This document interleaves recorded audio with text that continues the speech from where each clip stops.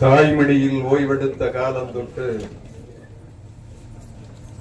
கரைமடியில் ஓய்வெடுக்கும் நாள் வரைக்கும் வாய் மணக்கச் செய்பவளே, எந்தன் வாழ்வில் வளம் மணக்க வைப்பவளே, பிற நாடெல்லாம் போய் மணந்திருப்பவளே, மொழிகளுக்குள்ளே புகழ் மணந்த தலைமொழியே, தமிழே தாயே சேய் மலர் நான் வணங்குகிறேன், உன்னை போற்றி சிந்தனையை தொடங்குகிறேன், செழிக்கச் செய்வாய். இந்த விழாவிலே பங்கு பெற்று இருக்கிற சென்னை உயர் நீதிமன்றத்தினுடைய மாண்புமிகு நீதியரசர் அவர்களே, காவல்துறை கூடுதல் இயக்குநராக இருந்து தன்னுடைய பணியை மிகச் சிறப்பாக நிறைவு செய்திருக்கிற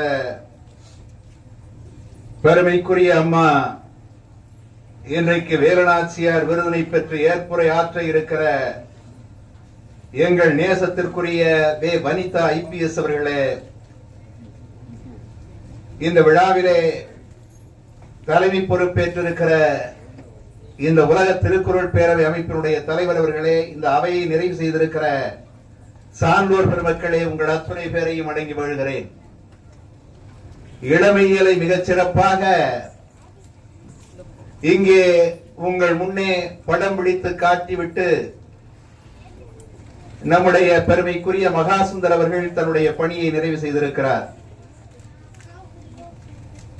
அடுத்து இல்லறையியல் பற்றி உங்கள் முன்னே ஒரு பருந்து பார்வையோடு நான் கண்ட ஒரு சில காட்சிகளை உங்கள் முன் பார்வைக்கு வைப்பதிலே நான் பெருமை அடைகிறேன். ராமநாத புரத்து அரசர் அவர்களும் அதை போல சிவகங்கை மன்னர் அவர்களும் எப்பொழுதும் திருச்செந்தூரிலே முருகனை தரிசிக்க செல்வது உண்டு. அது எந்த நாளிலே என்றால், ராமநாதபுரத்திலே ராமலிங்க விலாசம் என்கிற அரண்மனையை கட்டி இன்றைக்கு மைசூர் அரண்மனைக்கு அனைவரும் ஒன்று கூடுவது வழக்கம். அவர்கள் அந்த முருகனை தரிசித்த காட்சியை மிக அழகாக நம்முடைய காவிய புலவர் அவர்கள் நம் முன்னே படம் பிடித்து காட்டுகிற ஒரு அற்புதமான கவிதையை உங்கள் முன் பகர்வதிலே பெருமை அடைகிறேன். அலைபாயும் கடலோரம் திருச்செந்தூரில்,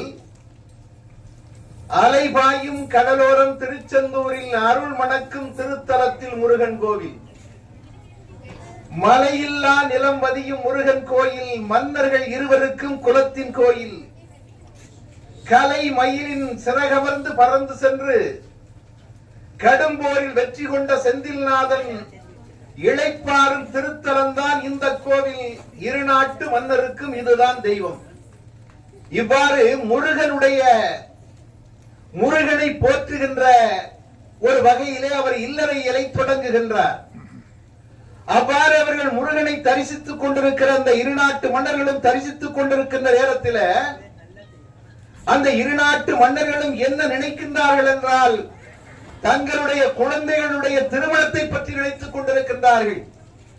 அவ்வாறு தங்களுடைய குழந்தைகளுடைய திருமணத்தை பற்றி நினைத்துக் கொண்டிருக்கிற பொழுது வேலுநாச்சியார் அவருடைய கண்களும் அதை போல முத்துவடுகநாதர் அவருடைய கண்களும் சந்தித்துக் கொண்ட காட்சியை மிக அருமையாக கவிஞர் அவர்கள் படம் பிடித்து காட்டுகின்றார்கள். அருந்தவத்தில் பிறந்த மகள் வேலுநாச்சி ஆலயத்தை சுற்றி வந்து வணங்கி நிற்கும் பெருமை மிகு முத்துவடுக நாதர்ராவும் பெரிது உகந்து நாச்சியாரை நிமிர்ந்து பார்த்தார். இங்க உன்னை பார்க்கணும், யார் நிமிர்ந்து பார்த்தது? வடுகநாதர் நிமிர்ந்து பார்த்தார். இதைத்தான் கம்பன் அண்ணலும் நோக்கினார் அவளும் நோக்கினாள் என்றார். ஏனென்றால் முதல் நோக்கு யாருடைய நோக்கு? முதல் நோக்கு தலைவனுடைய நோக்காகத்தான் இருக்க வேண்டும் என்பதை மிக அழகாக கம்பன் வழியிலே படம் பிடித்து காட்டுகிற அற்புத காட்சியை நாம் பார்க்க முடியும். அப்ப இன்னொன்னு பார்க்கணும், அதை அப்படியே தொடர்றாரு. குன்றுதோறும் குடியிருக்கும் வேலன் தன்னை கும்பிட்டு நின்ற மகள் நிமிர்ந்து பார்த்தார். அப்புறம் யாரு? அண்ணரும் நோக்கினாள், அவளும் நோக்கினாள். குன்றுதோறும் குடியிருக்கும் வேலன் தன்னை கும்பிட்டு நின்ற மகள் நிமிர்ந்து பார்த்தால் வென்று வந்த வீரன் போல் ஒருவன் நிற்க வேல் வெளியை அவன் மீது வெல்ல பாய்ச்சி தன் மனத்தில் அவன் உருவை தக்க வைத்தால் தக்கவராய் தங்கியவர் வடுகநாதர்.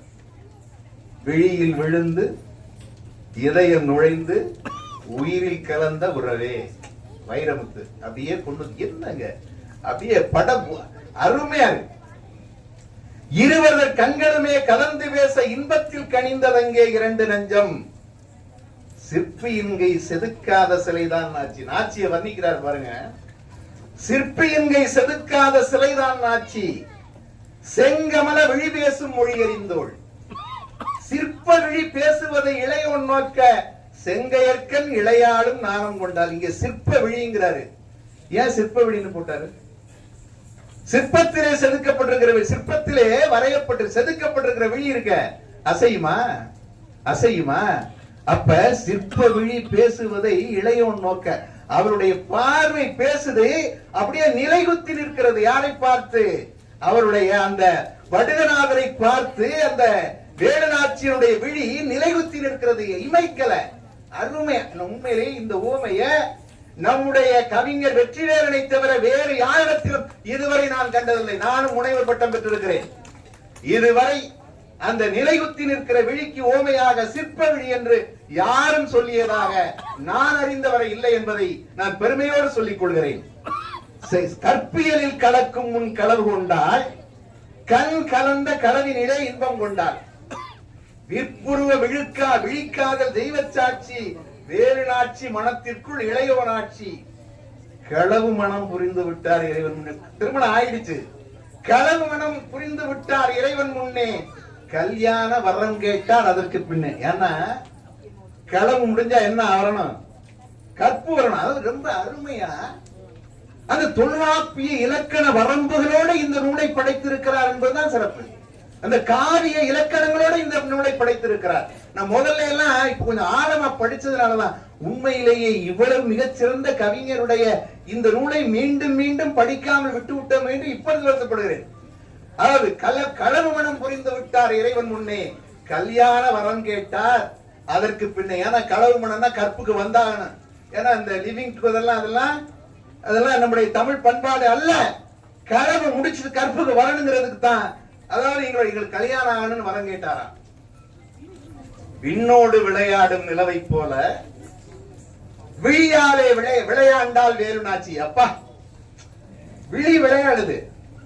அதாவது சும்மா சுந்தரி, நீங்க இளமை காலம் உங்களுக்கு திரும்பும் இல்லையா? விண்ணோடு விளையாடும் நிலவை போல விழியாலே விளையாண்டால் வேலுநாச்சி, கண்ணோடும் திசையெல்லாம் அவரை கண்டால் காணுகின்ற பொருள் எல்லாம் அவரேயானார். காணுகின்ற பொருள் எல்லாம் அவரேயானார். அதாவது தொல்காப்பியத்துல வருங்க, வேக்கை ஒருதலை உள்ளுதல் மெலிதல். அம்மா எம்ஏ இலக்கியம் படிச்சிருக்காங்க இல்லையா? வேக்கை ஒருதலை உள்ளுதல் மெலிதல் ஆக்கம் செப்பல் நாடு வரைகிறத்தல் நோக்குவை எல்லாம் அவையே போறது. இப்ப எதை பார்த்தாலும் வடுகநாதர் மாதிரியே தெரியுதான் வேலுநாச்சிக்கு இல்லையா? நோக்குவை எல்லாம் அவையே போறல் மரத்தல் மயக்கம் சாக்காடு என்று இச்சிறப்புடை மரபினவை களவன மொழிவ அந்த 9 மெய்ப்பாடுகளையும் மிக அழகாக வேலுநாச்சியாரிடத்திலே காட்டுகின்ற அருமை தொல்காப்பியத்திற்கு ஒரு மிகச்சிறந்த இலக்கியமாக இது திகழ்கிறது என்பதிலே நாம் பெருமை அடைய வேண்டும். அடுத்து அதாவது வடுகநாதர் எப்படி இருக்காரு? நடையழகின் நளினத்தை சுவைத்தநாதர். எப்போதுமே இந்த நடை அழகை காட்டுறான். கம்பன் கூட காட்டுவான். பஞ்சியொளி விஞ்சு புலி பல்லவ மணுங்க செஞ்சவிய கஞ்சனிமின் சீரடி எழாகி அஞ்சுரள மங்கையன அன்னமனம் இன்னும் வஞ்சியன நஞ்சமன வஞ்சமகள் வந்தாலும் சூர்பனையினுடைய காட்டுவாரு, சீதரடையும் காட்டுவாரு. பொன்னின் ஒளி பூவின் வரி சாந்து பொலி சீதம் மின்னின் ஒளி அன்னவல்ல மேனியலில் மான அன்னமென மங்கையன மின்னும் பஞ்சி சீதை நடையிலே காட்டுவார். அப்ப இவர் அதே நடையலையை கொண்டு வந்திருக்கிறார். நடையழகின் நளினத்தை சுவைத்தனாத நகைபுத்த முகத்தினையும் மெல்ல பார்த்தார், இடையழகு நெளிவதனை நிகழ்ந்து பார்த்தார், இடையிடையே இடைவெளியும் விட்டு பார்த்தார். இங்க ஒரு நுட்பம் இருக்கு. என்ன அருமையான நுட்பம்! அதாவது இடையழகு நெளிவதனை நெகிழ்ந்து பார்த்தார். இந்த வயதில் எழுதியிருக்காரு பாருங்க. கிட்டத்தட்ட 78 இப்ப வயது. என்ன இந்த வயதுல இடையழகின் இழிவுதனை நிகழ்ந்து பார்த்தார். இடையிடையே இடைவெளியும் விட்டு பார்த்தார். ஏன் இடையிடையே இடைவெளி? ஏன்னா இல்லையோ இல்லையோன்னு ஒரு பாட்டு இருக்கு உங்களுக்கு. இடைவெளி வந்துச்சுன்னா என்ன அர்த்தம்? இங்க இடை இருக்கா இல்லையா என்ற ஒரு சந்தேகம் வரும். அந்த அளவுக்கு அந்த இடைவெளிந்திருக்கிறார் என்பதை மிக அழகாக இடையிடையே இடைவெளியும் விட்டு பார்த்தார் என்று மிக அழகாக அவர் தீட்டி இருப்பதை பார்க்கிற பொழுது மிகுந்த மகிழ்ச்சியாக இருக்கிறது. இப்ப எல்லாம் அவங்கவுங்க முடிச்சுட்டு இறைவனை வணங்கிட்டு அவங்க அரண்மனைக்கு போயிட்டாங்க. அவங்க வந்து ராமநாதபுரம் போயிட்டாங்க, இவங்க சிவகங்கை வந்துட்டாங்க. அதாவது இவர்கிட்ட இப்ப வந்து எப்போது என்னன்னா ஒரு மாற்றம் இருக்கு. இப்போ வந்து தலைவனை எண்ணியே இவள் வாடிக்கொண்டிருக்கிறார். அதனால ஒரு மாற்றம் நீங்களும் அதெல்லாம் தெரியும், ஐயா அவர்களுக்கு எல்லாம் தெரியும் இல்லையா? அது எவ்வளவு அருமையா சொல்றாரு பாருங்க. இந்த தோழி எல்லாம் அதை விட்டு நோக்குறாங்களாம். அண்ணனடை தளர்ந்ததென்ன கால்கள் சோர, ஆடையணி அலங்காரம் மறுப்பதென்ன. அண்ணனடை தளர்ந்ததென்ன கால்கள் சோர, ஆடை அணி அலங்காரம் மறுப்பதென்ன, கண்ணிரண்டில் மைதீட்ட மறந்ததென்ன. கண்ணிரண்டில் மைதீட்ட மறந்ததென்ன, கடைவிழியில் துன்ப ரேகை படிந்ததென்ன படிவதென்ன, மண்டியிட்டு வேண்டுகிறோம் உன்னிடத்தில். இப்ப தோழி எல்லாம் கேட்கிறாங்க, மண்டியிட்டு வேண்டுகிறோம் உன்னிடத்தில், மௌனத்தை கலைத்து உண்மை சொல்லுதாயே.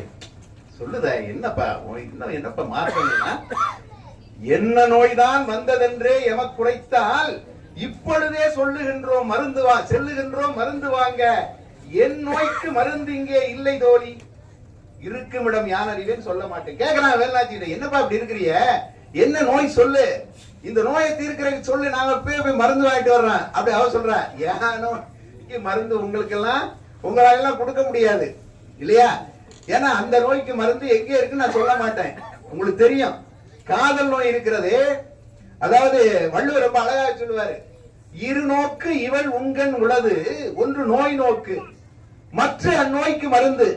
அதாவது காதலினுடைய பார்வையிலேயே நோய் வரும், அந்த நோயை தீர்க்கிற மருந்து வரும். என்ன அருமையா சொல்லிருக்காத இவர் அருமையா சொல்றாரு.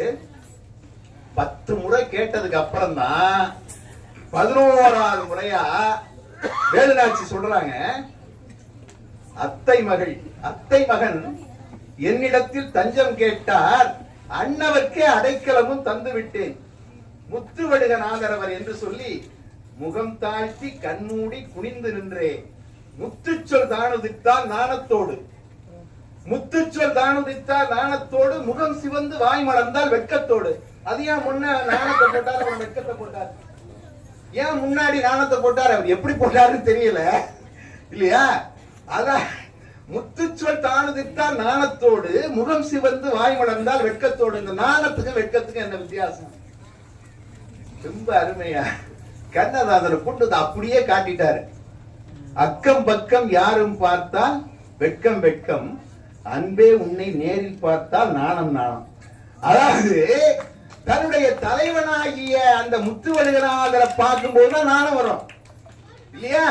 வேற இவங்களுடைய காதல வேறு யாராவது பார்த்துட்டா வெட்கம் வரும். இப்ப தோழிகளுக்கு தெரிஞ்சு போச்சா இல்லையா? அதனால தோழிகளுக்கு தெரிஞ்சு போனதுனால அந்த இடத்துல வெட்கம்னு போட்டாரு.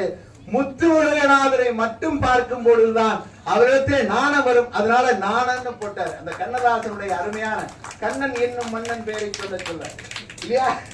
அருமையா. அடுத்து அப்புறம் என்ன, இப்ப சிவகங்கை மன்ன தோழி கிட்ட சொல்றாங்க, இந்த தோழி வந்து அல்லின்னு ஒரு தோழி இருக்கா, தோழி கிட்ட இது மாதிரி அப்பா இத வந்து என்ன செய்யலாம் நீ முடிவு பண்ண அப்படின்னோடனே அந்த தோழி சொல்றாங்க, எங்களோட அண்ணன் வந்து சிவகங்கையில வந்து மன்னனுடைய காப்பாளராக இருக்காரு, அவருக்கு வந்து ஒரு கடிதத்தை தூதா அனுப்புவான். ரொம்ப ஏதாவது நேரம் எவ்வளவு நீங்க நேரத்தை அதாவது இந்த கடிதத்தை வேலுநாச்சியார் வந்து இப்ப முத்துவடுகநாதர் கடிதம் அனுப்புறாங்க. கொண்டு போறது யாருன்னா கருப்புசாமி யாருன்னா இவருடைய தோழி அல்லியுடைய உடன் பிறந்த சகோதரன். இவன் வந்து சிவகங்கையில மன்னருக்கு காப்பாளரா இருக்கான். அதாவது பஞ்சனையில் படுத்த போதும் தூக்கமில்லை, பால் வளங்கள் இருந்த போதும் பசிக்கவில்லை. அது பால் இருக்கும் பழம் இருக்கும் பசி இருக்காது, பஞ்சனையில் காற்று வரும் தூக்கம் வராது. யாரும் ஓடி போயிடாங்க, எனக்கு பாட தெரியாது. இல்லையா?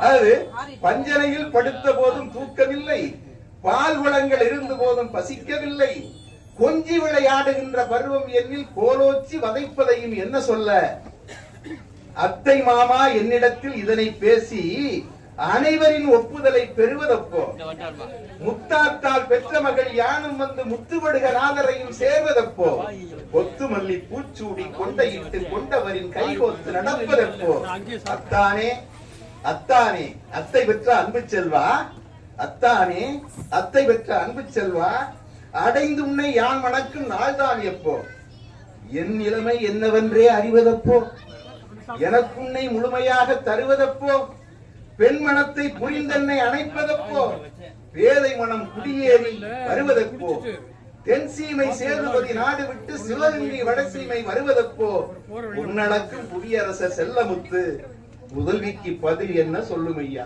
சொல்லியா அப்படின்னு. இப்ப கருப்புசாமி கடிதம் போயிடுச்சு. இப்ப கருப்புசாமி கடிதம் போனோம்னா அங்கே திருப்பி வேலுநாச்சிக்கு அவரு யாரு முத்துவடுகநாதர் அனுப்புறாரு. ஆறுமுகன் கருணை அருள் நிறைய உண்டே, ஆறுமுகன் கருணை அருள் நிறைய உண்டே, ஆலயத்தில் அதனை யாமும் பெற்றுவிட்டோம், ஏறுமுகமானதொரு நமது காதல் இறையருளால் நிறைவேறும், கவலை வேண்டாம். நீ ஏன் கவலைப்படுற?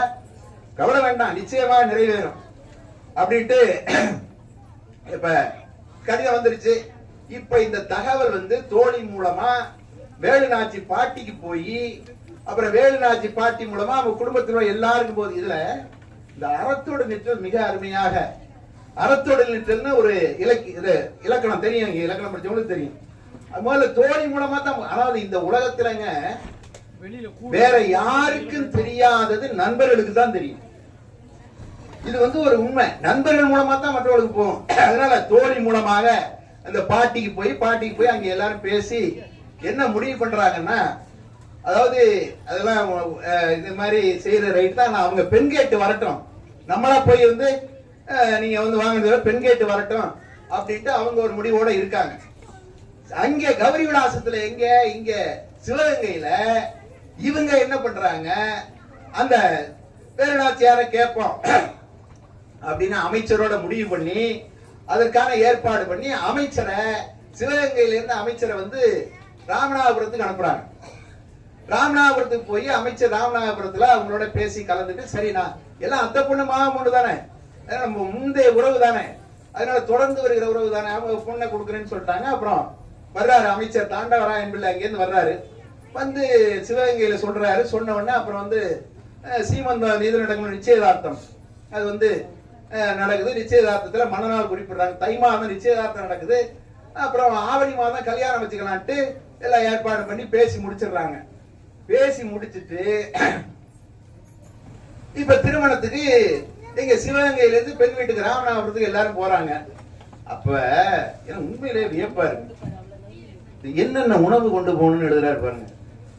என்னென்ன வழி வழி வழி வழி வழி நடக்கி என்னென்ன வழிப்பசிக்கு காலை உணவா இட்லி தோசை, வடித்தெடுத்த தேங்காய்பால் கலந்த ஆப்பம், புளிச்சோறு தயிர்ச்சோறு பொங்கலோடு பூத்த மல்லி மலர் போல தேங்காய் சோறு. சமைக்க தெரியுமா?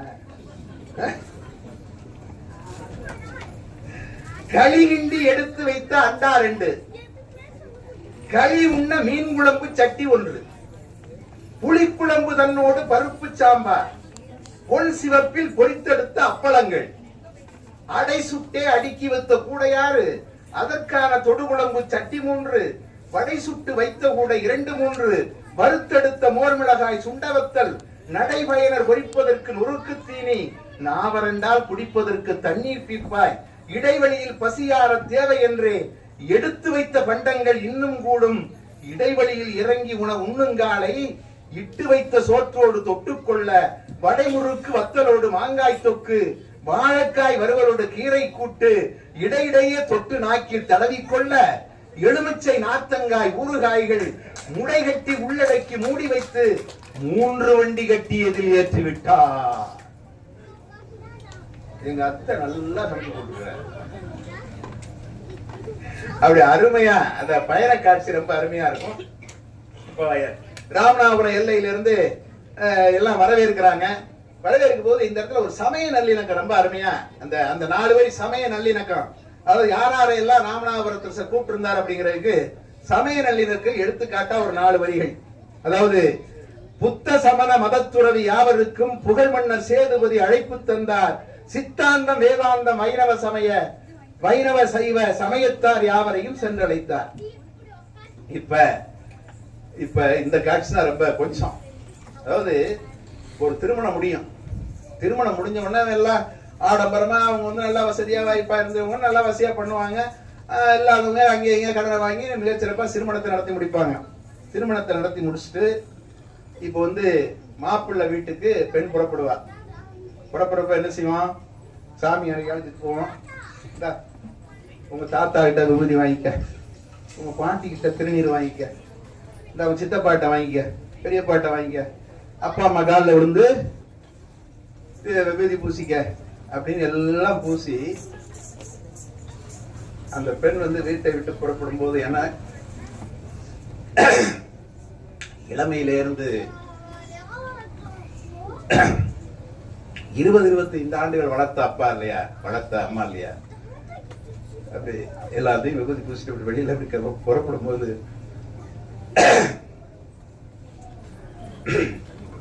அந்த பெண்ணு சொல்லுவா, அப்பா போயிட்டு வருமா அம்மா, போயிட்டு வருமா.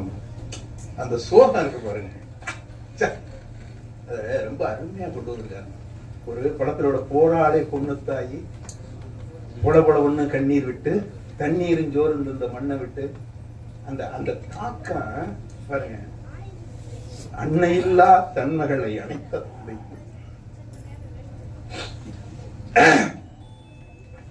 அன்னையிலா தன்மகளை அணைத்த தந்தை அழுத கண்ணீர் நீர் துடைத்து விடையும் தந்தார். நினைச்சு அம்மா இல்லாம வளர்ந்து பொண்ணு தன்னை விட தந்தை தன்னை பார்த்து கொள்ள தாரவில்லை. தம்பி தங்கை பிள்ளை இல்லை, எண்ணி மனம் கலங்கி நின்றார் வேடுநாச்சி.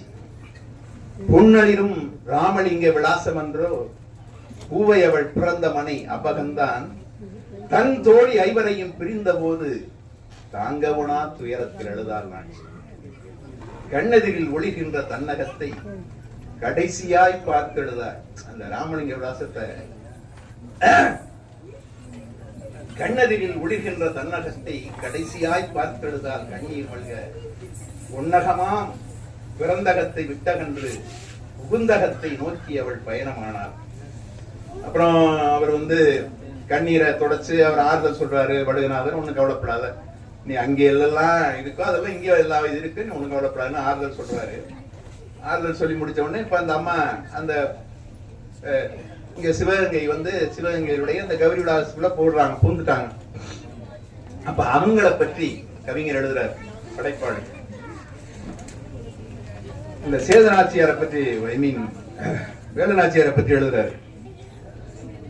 தானானே தானானே தானே தன்னானே கும்மி, தானானே தானானே தனநானே தன்னானே தன்னானே நானே நன்னா தனநானே தன்னானே. அடுத்து போடுறாரு பாருங்க. சேது நாட்டு இளவரசி செம்பி நாட்டு மரக்குளத்தி சிவகங்கை நாட்டரசி சீர்கொண்டான் வேலுநாச்சி.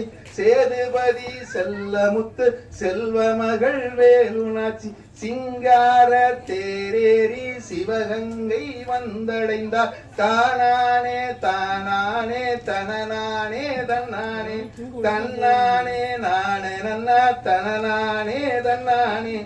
தங்கரதம் ஏறி வந்து தரணியாடும் மங்கையடி தாழம்பூ கொண்டையிலே தங்க ஊசி மின்னுதடி.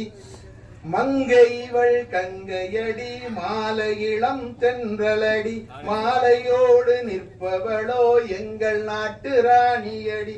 தானானே தானானே தனநானே தன்னானே தன்னானே நானே நன்னா தனநானே நன்னானே. ஏழையற்கே இறங்கிடுவாள் எடுத்துதவி செய்திடுவாள் இளைய மன்னர் வடுகநாதர் இளைய ராணி வேலுநாச்சி. செந்தமிழில் அரங்கேற்றம் செய்த மகள் செம்பி நாட்டா சேது மன்னர் தன் மகள் தான் சிவகங்கை வந்து சேர்ந்த தானானே தானானே தனநானே நன்னானே தானானே நானே நன்னா தனநானே நன்னானே நூலெடுத்து படித்த மங்கை 100,000 கற்றவள் தான் நுண்ணறிவு பெற்ற மகள் சிவகங்கை ராணியடி வாளெடுத்து பகை வென்று பாகை சூடும் மங்கை இவள் வானளவு புகழ் பெற்று தானளவு காட்டிடுவாள் குன்றாத பெரும்புகளில் கோவேற்றும் வேறுநாச்சி குடிகாக்க வந்தவள் தான் சிவகங்கை ராணியடி. அதாவது அந்த புண்ணிலே அந்த வேலுநாச்சியினுடைய எல்லா விதமான பண்புகளையும் கொண்டு வந்து நிறுத்திடுவார். இப்ப வேலுநாச்சி வந்தாச்சு தன்னுடைய கணவர் வடுகநாதர் கேட்கிறான், நீ அப்ப நீங்க கடிதம் எழுதினாங்க ரொம்ப அருமையா இருந்துச்சு, இந்த கவிதை ரொம்ப நல்லா இருந்துச்சு, அதனால ஒரு கவிதை ஒண்ணு பாடியா அப்படின்னு சொல்றப்ப ஒரு அருமையான சிந்துல போடுவாங்க. அருமையான சிந்துல அந்த வடுகநாதர் அருமையான ஒரு சிந்து அத கவிஞர் எழுதுறாரு. நந்தவன மலர் ஊட்டி நான் தொடுத்த மாலைதனில் செந்தமிழும் மணக்குதடிமானே, நந்தவன மலர் ஊட்டி நான் தொடுத்த மாலைதனில் செந்தமிழும் மணக்குதடிமானே, அது சிந்தையில கரு கொண்டு சீதளையாய் உரு கொண்டு நெஞ்சமதில் பூத்ததடி தேனே. எப்படி எப்படி எப்படி எப்படி அது சிந்தையில கரு கொண்டு சீதளையாய் உரு கொண்டு நெஞ்சமதில் பூத்ததடி தேனே, இந்த வன தோட்டத்திலே வந்து காதல் பூப்பதையும் என்கிறது இதை பாடுதடி சிந்து, அதனால் அந்த மலர் வாசனையில் சொந்தமாகி மனமுடித்து நெஞ்சமதில் அமர்ந்து விட்டாய் வந்து, நெஞ்சமதில் அமர்ந்து விட்டாய் வந்து, அந்த நடை பின்னி வர சின்ன இடை முந்தி வர முன்னழகு தெரிந்ததடி கண்ணில், ஒன்று பின்னழகை கண்டவுடன் பின்னி வரும் கவிதைகளில் பேரழகை வந்தேன் அடி மண்ணில். அடுத்து பாருங்க, ரொம்ப அருமையா இருக்கு. பெண்ணவளே முதலிரவில் பெண்மை வந்து தடுத்ததனால் பேசாமல் கழிந்ததடி சாந்தி, அந்த பெண்மைக்குள் விளைந்த இன்பம் பேரின்பம் என்பதனை பேச பொருள் ஆக்குதடி வாந்தி.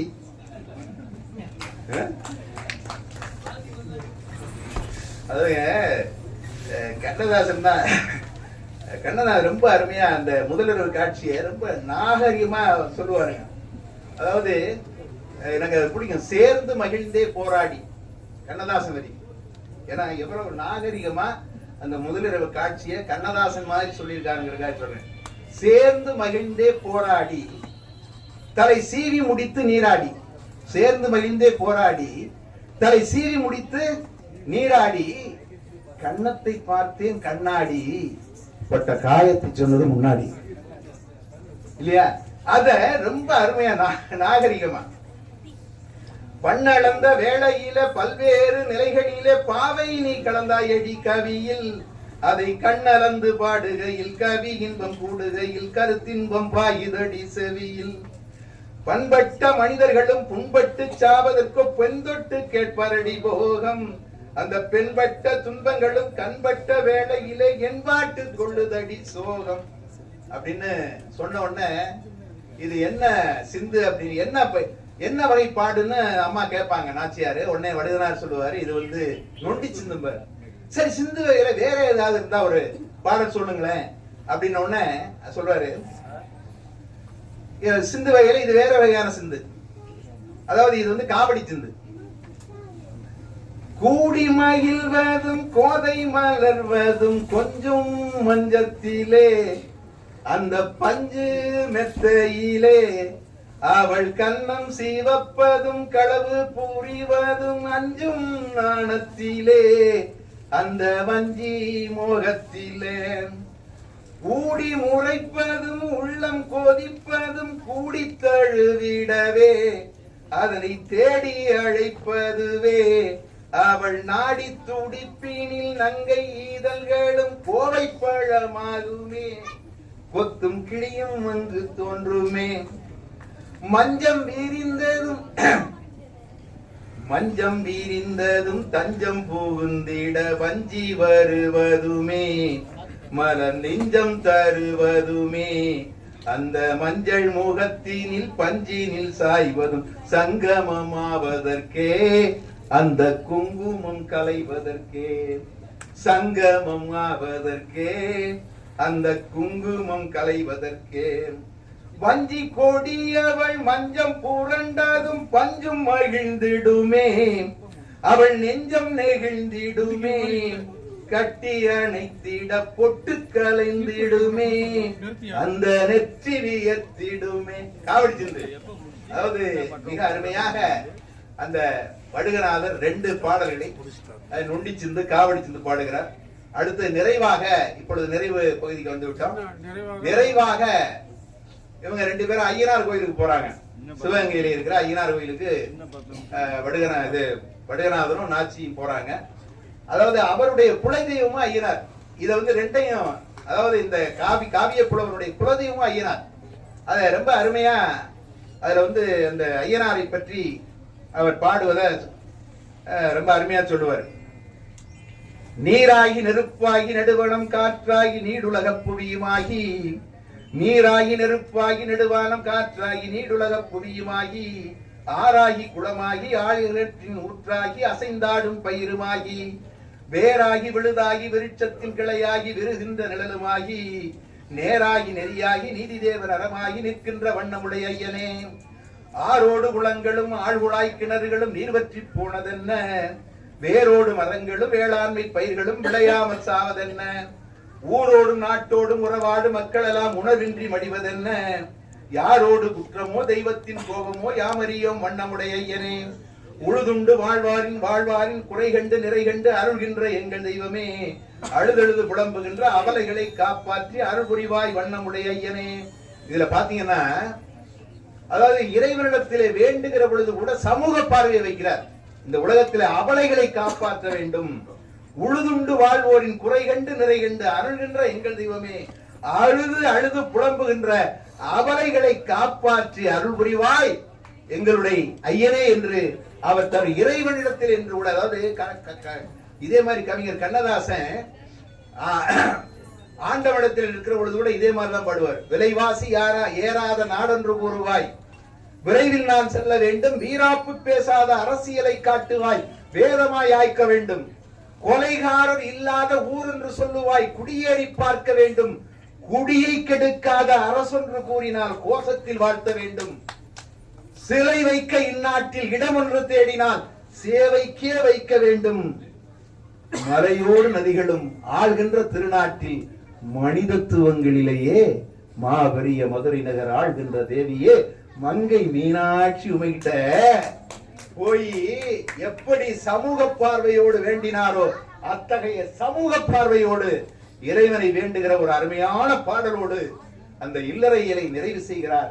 உண்மையிலேயே இந்த வேலுநாச்சியார் காவியம் என்கிற இந்த நூலை பார்க்கிற பொழுது இதிலே மிக அருமையான ஒரு இலக்கணத்திற்குரிய இலக்கியமாக இது திகழ்கிறது. அதோடு மட்டுமல்ல அருமையான ஓமை நயங்களோடு இருக்கின்ற அருமையான காப்பியம். அதோடு மட்டுமல்ல சிறந்த உளவியல் காப்பியம். நீங்க படிச்சு பாத்தீங்கன்னா தெரியும். மனிதனுடைய உளவியல், தலைவன் தலைவியினுடைய உளவியல், மன்னர் தாத்தா பாட்டி இவருடைய உளவியல் மிகச்சிறந்த உளவியல் காப்பியமாக திகழ்கிறது. மிகச்சிறந்த அறிவியல் காப்பியமாக திகழ்கிறது. மிகச்சிறந்த சமூக பார்வையுடைய காவியமாக திகழ்கிறது. அதோடு மட்டுமல்ல சமய நல்லிணக்க பார்வையுடைய காவியமாக திகழ்கிறது. அதோடு மட்டுமல்ல இந்த சமுதாயத்திற்கு அடுத்த தலைமுறைக்கு ஒரு வரலாற்று நாயகியினுடைய இந்த மிக புகழ்பெற்ற மிகச்சிறந்த வீராங்கனையாக விளங்கிய அதாவது ஜான்சி ராணிக்கு முன்னாலே ஆங்கிலேய ஜான்சி ராணி கூட தோற்று போனால் ஆனால் வீரநாட்சி வெற்றி பெற்று பெருமையை நிலைநாட்டினார். அத்தகைய அதாவது இந்திய நாட்டினுடைய பெருமைக்குரிய ஒரு வீரப்பெண்மணியான வீரநாட்சியை இன்றைய தலைமுறைக்கு மிக அழகாக எடுத்துச் செல்கிற காவியமாக இது திகழ்கிறது. மிகச்சிறந்த ஓவியமாக இது திகழ்கிறது. என்று வரை வெண்ணிலவில் குளிர் இருக்கும், என்று வரை சூரியனில் ஒளி இருக்கும், அன்று வரை இந்த காவியம் நிலைத்து நிற்கும். அதோடு மட்டுமல்ல, இந்த காவிய புலவனுடைய புகழும் இந்த உலகத்தில் என்றென்றும் நிலைத்து நிற்கும். மிகச்சிறந்த வரலாற்று சாதனை புரிந்து அழகான காவியத்தை தீட்டி இந்த தமிழுக்கு தொண்டு செய்திருக்கிற, தமிழுக்கு தன்னை அர்ப்பணித்துக் கொண்டிருக்கிற காவிய புலவர் இன்னும் பல காவியங்களை இயற்ற வேண்டும். இன்னும் அவர் உடல் நலத்தோடும் வாழ்ந்து தமிழுக்கும் தான் பிறந்த நாட்டிற்கும் பெருமை சேர்க்க வேண்டும் என்று அவரை வாழ்த்தி நிறைவு செய்கிறேன். நன்றி, வணக்கம்.